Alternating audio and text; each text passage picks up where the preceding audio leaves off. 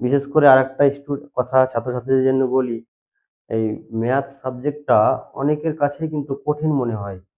কিন্তু তার একটাই কারণ আমরা না বুঝে ম্যাথটাকে শিখতে চাই। তার জন্যই কিন্তু ম্যাথ সাবজেক্টটা এত কঠিন লাগে। সত্যিকারে কি ম্যাথটা যদি আমরা বুঝে ধারণা ক্লিয়ার করে যদি শিখি, তাহলে আমরা প্রত্যেককেই ম্যাথে কিন্তু বুঝতে পারবো এবং ভালো অ্যান্সারও করতে পারবো সেখান থেকে। সঠিক গাইডের অভাবে হাজার প্রতিভা দিনের পর দিন নষ্ট হয়ে যাচ্ছে। যাতে করে বাড়ির পরিবেশে থেকেও ছাত্রছাত্রীরা খুব ভালো ফলাফল করতে পারে। তাদের জন্য এই প্ল্যানিং ভিডিওটা তৈরি করা হচ্ছে। তারা যদি এই প্ল্যানিং ভিডিওটা ফলো করে রীতিমতো আমাদের সঙ্গে সাথ দিয়ে পড়াশোনা করে, আশা করি ওরা নিশ্চয়ই খুব দুর্দান্ত সাফল্য করবে। শুধুমাত্র আমাদের কথা মতো তাদেরকে আমরা যেভাবে বলবো সেভাবে একটু পড়াশোনাটাকে চালিয়ে যেতে হবে। অনেক ছাত্রছাত্রীকে লক্ষ্য করেছি যারা পরীক্ষার ৩ মাস আগে এসে বড় ক্র্যাশ কোর্স কিনে এবং ভালো রেজাল্ট করার চেষ্টা করে। সত্যি কথা বলতে কি তাদের দিক দেখে খুবই দুঃখ লাগে যে আমাদের যে সিলেবাস পরিকাঠামো না বুঝেই তারা পরীক্ষার ৩ মাস আগে এসে ভালো রেজাল্ট করার চিন্তা করে, কিন্তু সেভাবে কোনোদিনই রেজাল্ট করা সম্ভব নয়। আমি হয়তো যদি যতই বলি না কেন যে এই হিউজ সিলেবাসটা ৩ মাস পড়ে খুব দুর্দান্ত রেজাল্ট করব, তাতে করে কোনো মতেই কিন্তু তার পক্ষে সম্ভব হয়ে উঠবে না। তার জন্য যারা ভালো রেজাল্ট করতে ইচ্ছুক তারা একেবারে জানুয়ারি থেকে হালকা করে যদি পড়াশোনা করে, তারা বছরের শেষে নিশ্চয়ই খুব একটা দুর্দান্ত রেজাল্ট করবে। আমি বিশেষ করে ম্যাথ নিয়ে একটু আলোচনা শুরু করি যে আমাদের ম্যাথে ক্লাস 10 এই ক্লাস 10 এ ৬ খানা টপিক রয়েছে।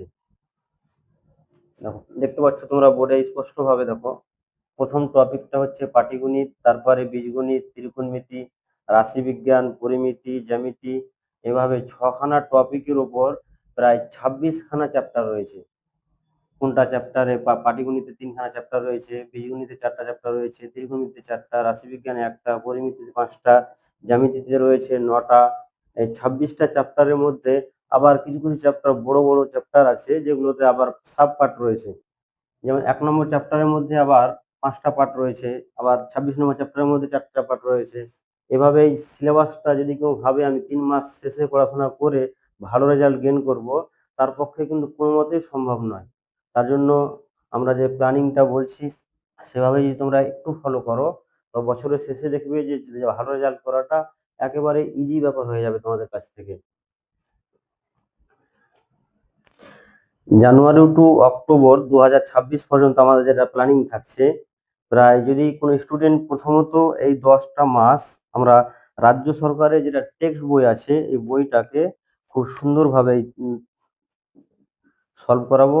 তারপর তো দ্বিতীয়ত এই ১০ মাসের মধ্যেই প্রিভিয়াস ইয়ারের যে কোশ্চিন পেপার রয়েছে সেটাকে সলভ করাবো। আর তৃতীয়ত যেকোনো একটা কোশ্চিন ব্যাংক, সেটা রায়মার্টিন হতে পারে, পারুল হতে পারে, যেকোনো একটা কোশ্চিন ব্যাংক, এই ৩টা জিনিস টপিককে এই জানুয়ারি টু অক্টোবর এই ১০ মাস যদি ও প্র্যাকটিস করে, তারপরে নভেম্বর মাসে যখন টেস্ট দিবে ও রীতিমতো একটা দুর্দান্ত ফল সেখানেই করতে পারবে। আমাদের যেটা কোশ্চিন প্যাটার্ন মাধ্যমিকের, এখানে দেখলেই লক্ষ্য করতে পারবো আমরা ১ মার্কের রয়েছে ১৬টা, ২ মার্কের থাকছে ১০টা, ৩ মার্কের থাকছে ৬টা, ৪ মার্কের ৪টা, ৫ মার্কের ৪টা, এই করে টোটাল আমাকে ৯০ মার্ক অ্যাটেন্ড করতে হবে তোমাদেরকে। এই ৯০ মার্কের মধ্যে এই যে বড় কোশ্চিন যেটা থাকছে এটা থাকছে ৫৪ মার্ক, আর শর্ট কোশ্চিন যেটা থাকছে এটা থাকছে ৩৬ মার্ক। এই ৫৪ মার্কের কথা বলি, এই ৫৪ মার্ক গেইন করার জন্য যদি কেউ এই ১ নম্বর পয়েন্ট আর ২ নম্বর পয়েন্ট এই দুটো টেক্সটটাকে আর প্রিভিয়াস ইয়ার কোশ্চেন পেপারটাকে ভালো করে, প্রত্যেকটা কোশ্চেনের সঙ্গে একটা করে অপশন থাকছে। ও কিন্তু এই দুটো জিনিস ফলো করে ও কিন্তু ৫৪ তে ৫৪ অ্যান্সার করতে পারবে। এখানে কোনো বাধা হয়ে দাঁড়াবে না। কিন্তু থাকছে বাকি পড়ে থাকছে এই ৩৬ মার্ক। এই জায়গাটা ছাত্রছাত্রীরা অবহেলা করার জন্য তারা কিন্তু 90 প্লাস স্কোর করা থেকে অনেক দূরে সরে যায়। যাতে এই ৩৬ এ ৩৬ পাওয়ার জন্য আমাদেরকে বিশেষত এই ১০ মাসের মধ্যেই আমাদেরকে কোশ্চিন ব্যাংকটাকে সেটআপটাকে রেডি করে রাখতে হবে। তারপরে যখন নভেম্বরের টেস্ট দেওয়ার পর আমাদের হাতে আরো 2 মাস টাইম থাকবে, ডিসেম্বর আর জানুয়ারি। তখন আমরা ওই ডিসেম্বর আর জানুয়ারিতে যেকোনো একটা টেস্ট পেপারকে যদি ধরে, ধরে সলভ করি, তাহলে রীতিমতো আমরা পরীক্ষার শেষে গিয়ে একটা দুর্দান্ত রেজাল্ট করতে পারবো। তো শুধুমাত্র এই যে কথাটা ফুল সিলেবাসটা কথা বলছি, এর জন্য তোমাদেরকে কোনো সাবস্ক্রাইব নিতে হবে না। শুধুমাত্র আমাদের চ্যানেলের সঙ্গে যদি থাকো, শুধু এরকম একটা সাবজেক্ট ম্যাথ বলে না, 4টা সাবজেক্ট তোমরা কিন্তু একেবারে ফ্রি অফ দ্য কস্ট এখান পড়াশোনা করতে পারবে রেগুলার।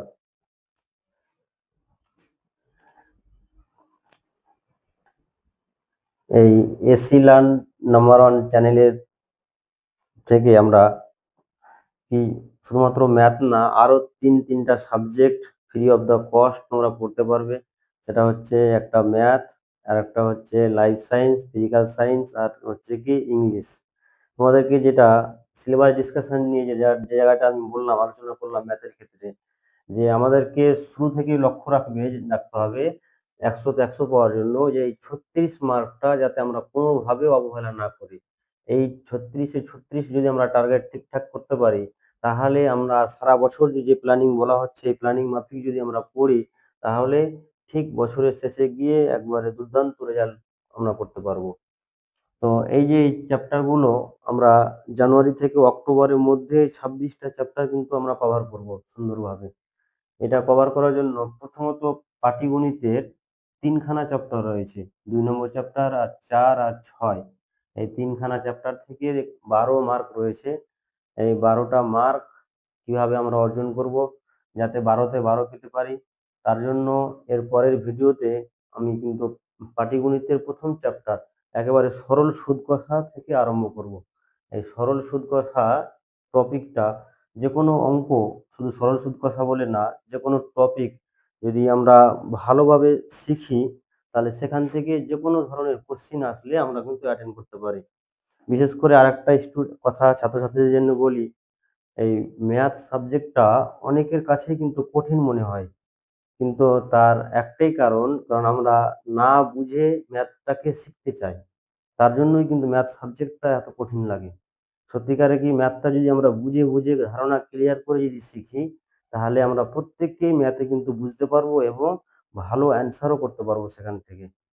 এই বলে আমি আমার ভিডিও আজকের মতো এখান থেকেই শেষ করছি। পরবর্তী ক্লাসে দেখা হবে পাটিগণিতের সরল সুদ কষা চ্যাপ্টারে। তোমরা ভালো থেকো, এই বলে আমি আমার ভিডিও কমপ্লিট করলাম।